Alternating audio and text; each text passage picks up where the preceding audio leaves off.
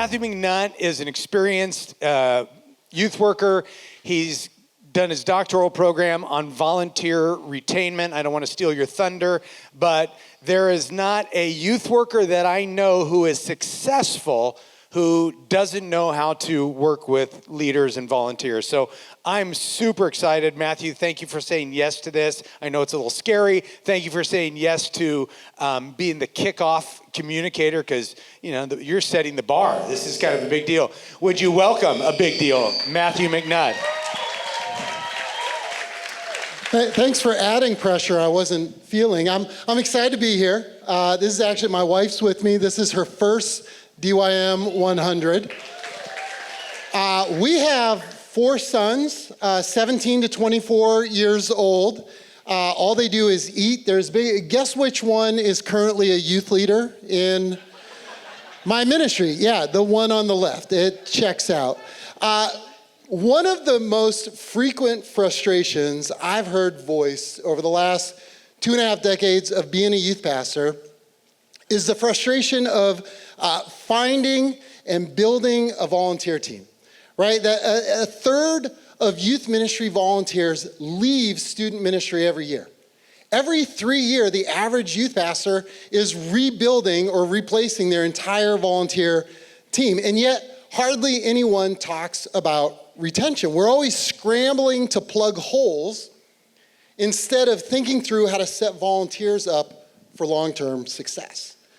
More importantly, teenagers need consistent adults in their lives during adolescence, especially given the rising mental health challenges, the increasing loneliness felt in young people. Research shows that the average teen, if they have 5 adults in their lives outside of parents contributing in large and small ways, it increases their chances of having a lasting faith and doing better in adolescence. According to Ephesians 4:12, it's our job as the lead youth worker, the youth pastor, the youth director, to equip and train our volunteers for ministry, to get them doing the ministry, right? To not just be trying to plug holes and having a revolving door of chaperones going through our ministry. It's my belief that regardless of the youth pastor's tenure at a church, one of the greatest impacts they can have in the long term is not how many kids they get out for the all-nighter or how many teens they get to come out on the retreat. Rather, it's the caliber of the volunteer team they build, equip, lead together with, and then leave with that student ministry. For my research, I surveyed 342 youth pastors and directors across the country. I interviewed almost 24 youth pastors and long-tenured volunteers. And during that research, 6 keys kind of emerged or stood out for contributing towards longevity in our volunteers. And I've ordered them not by what's most important, but just kind of in my mind, how they build one to the other. And so here's the 6 keys. The first key is this: clarity, right? Clear expectations, roles, the why behind their serving. People want to know what the win looks like. Adults don't like feeling like they're not sure what they're doing or why they're doing it. How do they succeed as a volunteer? Clarity involves good documentation, right? It involves position descriptions, annual calendars, regular communication. It involves regularly letting your team know what you expect and why what they're doing is meaningful. A lack of clarity breeds frustration, uncertainty, anxiety, all of which result in short tenure. The second key is training. When we train volunteers, it communicates value, it reduces anxiety, it builds confidence in what they're doing. Volunteers stay longer when they feel equipped and invested in. Volunteers, taking time to invest in volunteers through team meetings, through emailing resources, sending them articles, podcasts, spending time with them one-on-one, sets them up for success. And not to do a plug for DYM, but these first 2, clarity and training, man, there are so many resources on the site that can help save you a lot of time and do these two things well. The third key is meaningful service. Volunteers need to know that their contribution matters, right? If a volunteer feels like nothing will be impacted if they don't show up, pretty soon they're going to stop showing up. The mistake I made in my early years of being a youth pastor was holding on to everything that had weight to it. I rationalized it that, hey, I'm the one that's paid to be here. I'm paid to do this. I'm going to do all the hard stuff. I'm going to do all the prep work so that my volunteers can just show up and spend time with kids. And that's important, but the reality is I was also being really selfish.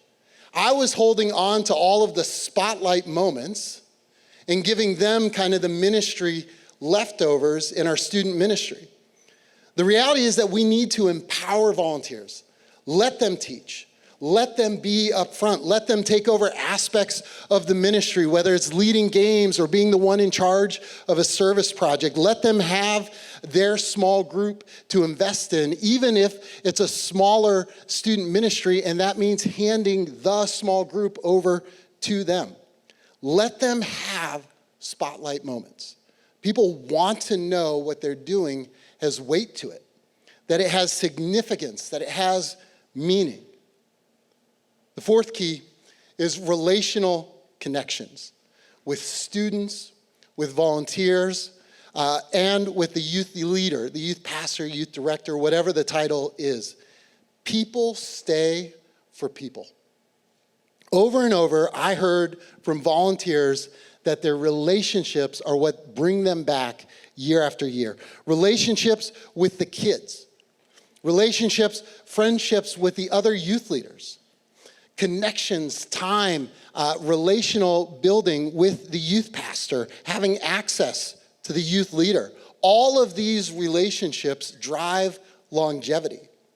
A lonely or isolated youth leader will not last long in your student ministry. Jim Burns writes, in order to retain volunteers, we must be friends with them. Just like young people are increasingly isolated, so are adults. And we need to be careful that we aren't giving our youth leaders, our volunteers, our leftover relational scraps, right? That we need to be relationally investing in them with the same intentionality and the same level of commitment that we do with the students. The fifth key is rest. Sustainable calendars prevent burnout, right? This is one of the most underrepresented keys to longevity in all of the things I read and all of the different things I was researching and in what people think of when they think of volunteer longevity, but it's critical. Having breaks in the volunteer calendar, for example, in our student ministry, that looks like summer and holidays. It gives time for volunteers to recharge. It doesn't mean the program goes on a break. It means we creatively change or adjust our program to allow for volunteers to have breaks throughout the year. It means making changes for their good. It gives them the opportunity to rest before they burn out so that they don't burn out. One of my volunteers told me, at first I felt guilty for the breaks. Now I know that's why I've lasted. He's been serving in our student ministry for 25 years. The final key, the sixth key, is appreciation. People stay when they feel valued. There's so many ways that we can show appreciation of volunteers. A quick Google search will give you hundreds of simple, low-cost or free ways to do so, and it's so critical. Annie Stanley says, unexpressed gratitude feels like ingratitude to the ones for whom you are grateful. When people feel unappreciated, uncared for, or unneeded, they disappear. Meanwhile, research has shown that appreciation and symbolic rewards, I love that they say symbolic, it doesn't have to be expensive, right? Symbolic rewards, appreciation are associated with longer tenure in student ministry. So what are the implications? What are the implications for us as we consider how do we build a volunteer team that lasts, that sticks around through a kid's adolescence. I think first, as leaders of volunteers, it's critical that we are intentional in being trained as leaders of volunteers. Right? Yes, we need to be learning about how to minister to the kids, but we also need to be reading, studying, going to seminars, devouring books and podcasts on how to lead our volunteers well. I was caught off guard by the number of youth pastors in my survey who could not articulate what contributes to a healthy volunteer team or to longevity. Many of them literally would write, "I don't know," in the fill-in-the-blank space when I ask people to elaborate on that. Spend time intentionally investing in yourself as a leader of volunteers so that you can be more effective in building and retaining your team and setting them up for longevity. The second ministry implication that jumps out at me is this. I've had a few different people ask me, so McNutt, which are the 2 or 3 of the 6 keys that are really critical? And then I'm like, man, you missed the whole point of my research. These are the 6. All 6 of them are critical. All 6 of them are important in different ways. My suspicion, if you tell me that you're frustrated with your experience in recruiting and retaining volunteers, I would not be surprised to find out that 1 or more of these keys is missing or undervalued in that student ministry.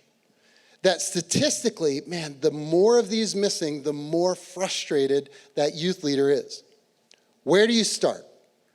I think you start by taking some time to think through how you're doing on each of these 6. Whichever one is the weakest, start working on that. Take 2 or 3 months to really tackle it and go at it head on. If you're like, we're missing all 6, start with clarity and work your way through. It's not an overnight fix. You'll still have urgent holes to plug in the short term, but over time, your volunteer team is going to be transformed. Finally, a note of hope.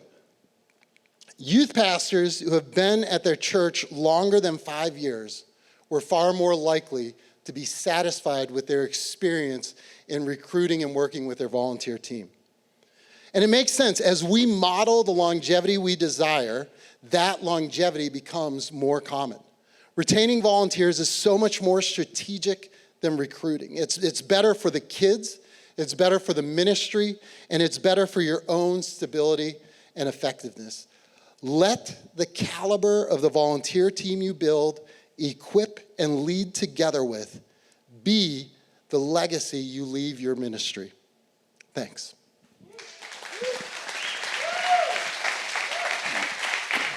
I went 34 seconds over. You were fabulous. You were fabulous. I literally leaned over to Josh and I said, this is exactly what we need. Again, I would say you're not ever going to be an effective youth worker if you can't really become a master of volunteers. So thank you for giving some data and some research and many years of your life in the doctoral program to build up these pillars so that we can begin to check them off. So here's what we're going to do.